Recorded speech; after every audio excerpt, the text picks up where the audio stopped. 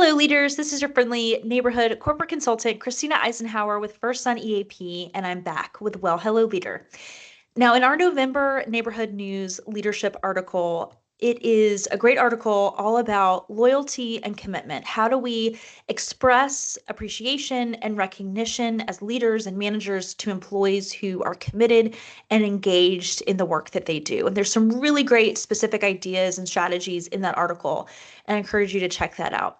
Now, today I wanted to talk about two ideas, two practical strategies that you can start utilizing today related to appreciation and recognition for your employees and your teams. The first one is to read about appreciation languages in the workplace. Now, many of you may be familiar with this idea of love languages. This was a book that was written, probably in the 1990s, and talked about these 5 different love languages that we utilize in our relationships. So quality time, acts of service, words of affirmation, physical touch, and gifts. Now, many years later, probably about 15 or 20 years ago, the authors of the Love Languages book wrote and translated this information into appreciation languages in the workplace. It's a really great read. It's a quick read. I encourage you to check it out. If you just Google appreciation languages at work, you'll come to their website. There's a free assessment on their website and also a lot of great articles and videos talking about this idea of appreciation languages.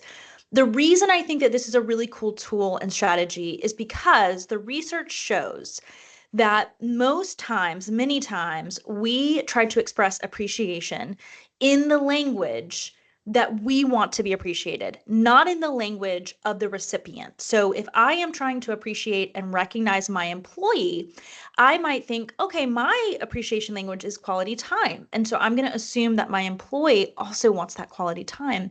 And that may not be the case. And oftentimes what we know about employee recognition is that it is a mismatch or it's not meaningful. And it could be because we are not aligning with what that employee really values most. So I encourage you to check that out. Again, there's a survey on the website that you can use for your employees or your teams to really help them and you as their leader determine their appreciation languages to make sure that you are actually appreciating them in the ways that they want to be recognized. The second tool that you can use is probably something you've heard me say and talk a lot about it in training, which is the Values in Action Survey, or the VIA, VIA. Also, you can Google this.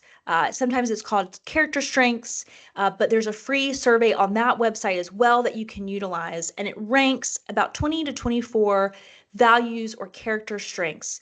All of us have all of these strengths within us, but the survey helps to rank those values and those strengths of kind of what's most important to us right now. And this changes over time. I've taken the VIA myself several times, and it can change from year to year depending on the season of life, the stage of life that I'm in. Now, the reason this is another cool tool is that it really shows you what is most meaningful and important to your employees in their life and in their work life. So you can look at their top 5 values and not only see how does that match with the team that they're on or the organizational values, but it might also help determine and kind of guide you to what's important to them so that when you're going to recognize them, you can have that in the back of your mind. So if love of learning, for example, which is one of the VIA strengths values, is my number one value, then maybe my manager can show recognition and appreciation by being on the lookout, kind of creating opportunities for me to gain education and development of my skills. Or if my top value is humor, which is one of the values as well, then maybe I use that to understand how to talk with them, how to recognize them, because that's what's most meaningful to them.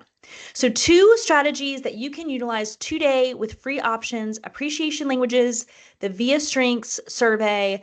I encourage you to check those out. Take a look.